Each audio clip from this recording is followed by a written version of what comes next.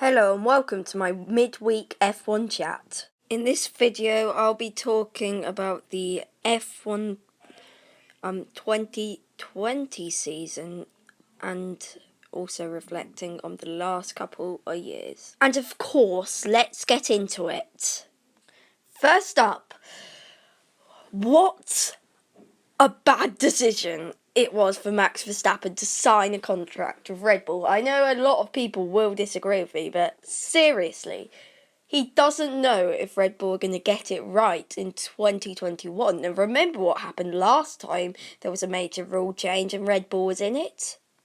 It went terrible, but we have to look at both sides of the argument. Max Verstappen is a clear number one driver in Red Bull, even though he probably could be if he moved to any other team.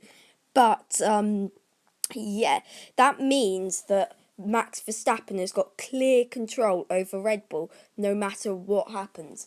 And Red Bull is the closest team to challenging Mercedes at the moment, in my opinion. So I think it is a good idea. And I can't see many Mercedes seats opening for him. And Ferrari wouldn't want Max Verstappen. He'd just ruin their relationship, if they even have one at the moment.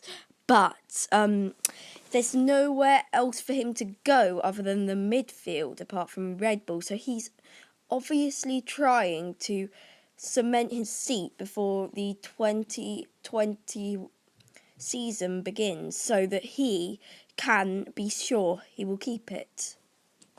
But then again, there could always be a big seat opening. So I think it's a bit of a stupid decision to lock himself in contract this early on. As surely you'd like some freedom in the 2020 season to move to any team you want. As maybe things suddenly change for Red Bull. We don't know. Max doesn't know. So I think it's a bit dumb to lock yourself in contract this early just because of the amount of things that could happen. And I believe Max Verstappen has had a pretty great 2019. So he has a lot of options. If they open, he is going to be near the top of their watch list. So I can see his point of moving, but I wouldn't personally do it. I know I am not an expert on this, and I am nowhere near qualified to say, but it's probably a bad decision. Anyway, I've been waffling on about this for long enough, so another good thing about this deal is if Red Bull gets it right, Charles Leclerc and Max Verstappen could have their rivalry even better, because Charles Leclerc at the moment has a better car than Max, well, at least in the first half of the season, even though that wasn't even a good car. But we could also see some title challenges from Max Verstappen and Charles Leclerc too. So I think it's a good decision for the sport, just not Max Verstappen. Anyway, that's really all I have on that topic. But I think Charles Leclerc and Max Verstappen will be the dominating forces in 2021 F1. And I think those two teams, if they have Max Verstappen and Charles Leclerc, Ferrari and Red Bull are going to be the two main title challengers through that season, unless Mercedes gets George Russell really good, or either of the teams drop off the pace halfway through the season. And of course, let's talk about Charles Leclerc and his new contract with Ferrari, as this is an exciting one. Do you remember that team that kept on failing to win the World Championships years and years on the road? Yes, Charles Leclerc has decided to sign up with that team. I'm not sure what to say about it, but yeah, Charles Leclerc is now a Ferrari driver. He signed up with the team that came second with Sebastian Vettel several years on the row. The red team, the team that Sebastian Vettel failed to win a championship for. Yes, Charles Leclerc has come to the team where Fernando Alonso and Seb couldn't win a world title in. Let's see what happens. And I know what you're going to say, Charles Leclerc is already a Ferrari driver. Well, he signed a bigger deal with Ferrari, which will cement him as the number one Ferrari driver for the next few years. So up until 2024, Charles Leclerc is going to be in Ferrari, which I think is a bit of a lengthy deal. Like I said with Max Verstappen, I don't think you go around making lengthy deals with teams just before a rules change. And it's not any rules change, it's a major one. It's the 2021 regulations. And you just sign a contract thinking it's going to be stable. No, it's not. It's not going to be a stable time for F1.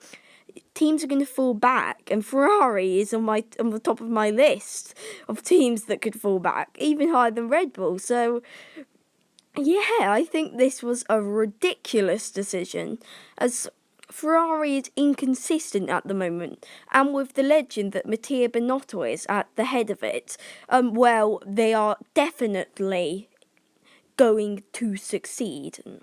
No, they're not. They are utterly ridiculous, and they are going to fail to get the 2021 regulations right. And Charles Leclerc has just signed himself up to a massive deal in a pathetic team, which is going to be a failure for the next couple years. And he is now stuck, probably watching Max Verstappen getting a couple world championships while he's at the back of the grid fighting with Williams. Now let's talk about this rationally. Ferrari has had a tough couple of years in F1 with Sebastian Vettel and Fernando Alonso. They have been consistently second best or even third, and they've even made a midfield car for 2012. And Fernando Alonso had to drag that one to nearly getting a world championship. It was ridiculous. I just don't think signing a deal with Ferrari is a good idea. They're not a safe pair of hands to put your future career in.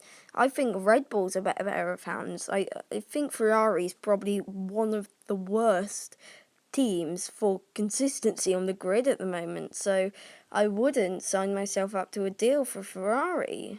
And this is my rational head speaking now.